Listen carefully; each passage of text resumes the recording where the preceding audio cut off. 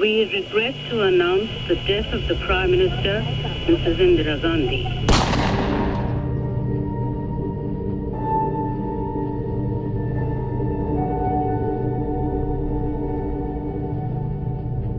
നമസ്കാരം. മലയാള സാഹിത്യത്തിന് കേരള സർക്കാർ നൽകുന്ന പരമോന്നത പുരസ്കാരമാണ് എഴുത്തച്ഛൻ അവാർഡ്. 2024 എഴുത്തച്ഛൻ പുരസ്കാരം നേടിയ NS മാധവൻ്റെ ചെറുകഥകൾ നമുക്ക് UPSC സിലബസിൽ പഠിക്കാനുണ്ട്. അദ്ദേഹത്തിൻ്റെ വളരെ വ്യത്യസ്തമായൊരു ചെറുകഥയാണ് വൻമരങ്ങൾ വീഴുമ്പോൾ എന്ന കഥ. ഇന്ന് ആ കഥയെക്കുറിച്ച് നമുക്കൊന്ന് സംസാരിക്കാം. രാഷ്ട്രീയ വിഷയങ്ങളോടുള്ള തൻ്റെ നിലപാട് കൊണ്ടും ചരിത്രത്തെ നോക്കിക്കാണുന്ന രീതി കൊണ്ടും വളരെ ശ്രദ്ധേയനായ ഒരു എഴുത്തുകാരനാണ് NS മാധവൻ. അദ്ദേഹത്തിൻ്റെ തിരുത്തു പോലുള്ള കഥകൾ മലയാള ചെറുകഥാ സാഹിത്യത്തിൽ തന്നെ വലിയ തിരുത്തുകൾക്ക് സ്ഥാനം കുറിച്ചിട്ടുണ്ട്. വൻമരങ്ങൾ വീഴുമ്പോഴും സമാനമായ ഒരു കഥാസന്ദർഭത്തെ തന്നെയാണ് അടയാളപ്പെടുത്തുന്നത്. ഇന്ത്യൻ രാഷ്ട്രീയത്തെയും ഇന്ത്യൻ ചരിത്രത്തെയും വളരെ വ്യത്യസ്തമായി അടയാളപ്പെടുത്തിയ ചില സംഭവങ്ങളെ അദ്ദേഹം ഒരുമിച്ച് ചേർത്ത് ഈ കഥയിൽ അവതരിപ്പിക്കുന്നു. ഒന്ന്, ഈ കഥയുടെ ഒരു പശ്ചാത്തലം എന്ന് പറയുന്നത് ഇന്ദിരാഗാന്ധിയുടെ മരണമാണ്. നമുക്കറിയാം, സുവർണക്ഷേത്രവുമായി ബന്ധപ്പെട്ടുണ്ടാകുന്ന പ്രശ്നങ്ങളും പിന്നീട് ഇന്ത്യൻ മിലിറ്ററി നടത്തുന്ന ബ്ലൂ സ്റ്റാർ ഓപ്പറേഷനും അതിനെ തുടർന്നുണ്ടാകുന്ന ഒരു പ്രതികാര നടപടിയുടെ ഭാഗമായി ഇന്ദിരാഗാന്ധി വെടിയേറ്റ് മരിക്കുന്നതുമൊക്കെ ഇന്ത്യൻ ചരിത്രത്തിൽ വളരെ പ്രധാനപ്പെട്ട സംഭവങ്ങളാണ്. ഇന്ദിരാഗാന്ധിയുടെ മരണത്തെ തുടർന്ന് ഇന്ത്യൻ ജനതയെ അതേപോലെ തന്നെ വേദനിപ്പിച്ച മറ്റൊരു സംഭവം കൂടി ഉണ്ടാകുന്നുണ്ട്. അത് സിഖ് കൂട്ടക്കൊലയാണ്. ഇവിടെ എഴുത്തുകാരൻ ഈ രണ്ട് സംഭവത്തെയും ഒരു പശ്ചാത്തലത്തിൽ കൊണ്ടുവന്ന് ഇവിടെ കഥ പറയുകയാണ്. ഈ കഥ നടക്കുന്ന പശ്ചാത്തലം മീററ്റ് എന്ന് പറയുന്ന ഒരു സ്ഥലത്തുള്ള ഒരു വൃദ്ധ കന്യാസ്ത്രീ മഠമാണ്. ഈ വൃദ്ധ കന്യാസ്ത്രീ മഠം എന്ന് പറഞ്ഞാൽ തങ്ങളുടെ വാർദ്ധക്യകാല സമയം ചിലവഴിക്കാനായി കുറച്ച് കന്യാസ്ത്രീകൾ ഒത്തുകൂടുകയും അവർ അവരുടെ ജീവിതത്തിൻ്റെ അവസാന നിമിഷങ്ങൾ ചിലവഴിക്കുകയും ചെയ്യുന്നിടത്തേക്ക് ഈ ഒരു വാർത്ത വരികയാണ്: ഇന്ദിരാഗാന്ധി വെടിയേറ്റ് മരണപ്പെട്ടു എന്നുള്ള വാർത്ത. ഇത് അവർക്കിടയിൽ ഉണ്ടാകുന്ന വൈകാരിക അനുഭവങ്ങളിലൂടെ കടന്നു പോവുകയാണ് ഈ കഥയിൽ ചെയ്യുന്നത്.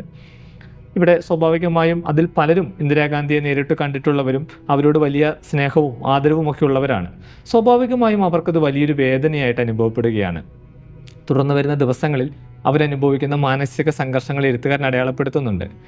മറ്റൊരു തരത്തിൽ പറഞ്ഞാൽ, ഇന്ത്യ മുഴുവൻ ഇന്ദിരാഗാന്ധിയെ സ്നേഹിക്കുന്ന, ഇന്ത്യയോട് വലിയ സ്നേഹമുള്ള അക്കാലത്ത് പൊതുബോധത്തിൽ സ്വാഭാവികമായും ഇന്ദിരാഗാന്ധിയുടെ മരണം ഏൽപ്പിച്ച ആഘാതം തന്നെയാണ് ആ കഥയിൽ അവതരിപ്പിച്ചിട്ടുള്ളത്.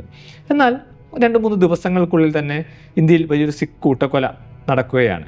ആ സിഖ് കലാപം പൊട്ടിപ്പുറപ്പെടുമ്പോൾ സ്വാഭാവികമായും ഇന്ദിരാഗാന്ധിയുടെ മരണത്തിൽ വേദനിച്ചതുപോലെ തന്നെ വേദനിക്കുന്നൊരു ഹൃദയം ഇവിടെ എഴുത്തുകാരനുണ്ടാവുകയാണ്.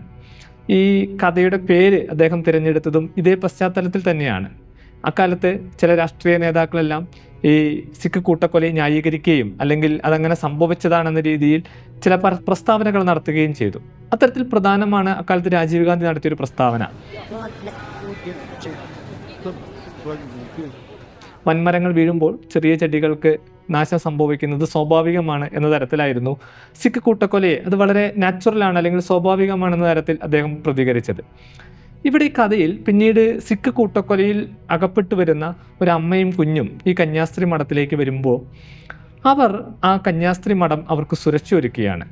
ഇവിടെ ഈ കന്യാസ്ത്രീകൾ എങ്ങനെയാണോ ഇന്ദിരാഗാന്ധിയുടെ മരണത്തിൽ ദുഃഖിച്ചത് അല്ലെങ്കിൽ ഇന്ദിരാഗാന്ധിയോടുള്ള സ്നേഹം അവർ എങ്ങനെയാണോ പ്രകടിപ്പിച്ചത്, അതുപോലെ തന്നെയാണ് ഈ സിഖ് കുടുംബത്തിൻ്റെ വേദനയിൽ അവർ പങ്കുചേരുന്നതും അവർക്കുള്ള രക്ഷയൊരുക്കുന്നതും.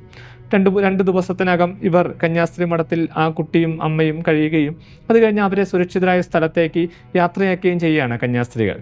ഇങ്ങനെയാണ് ഈ കഥ അവസാനിക്കുന്നത്. ആ രക്ഷപ്പെടലിൻ്റെ, അവരുടെ അതിജീവനത്തിൻ്റെ കഥയായിട്ടാണ് ഇത് അവസാനിക്കുന്നത്. എഴുത്തുകാരനെ സംബന്ധിച്ചിടത്തോളം അദ്ദേഹം പറഞ്ഞു വെക്കുന്നത്, വൻമരങ്ങൾ വീഴുമ്പോൾ ഉണ്ടാകുന്ന വീഴ്ചയുടെ ആഘാതം പോലെ തന്നെ പ്രധാനപ്പെട്ടതാണ് ചെറിയ ചെടികൾക്കുണ്ടാകുന്ന നാശവും എന്ന് തന്നെയാണ്.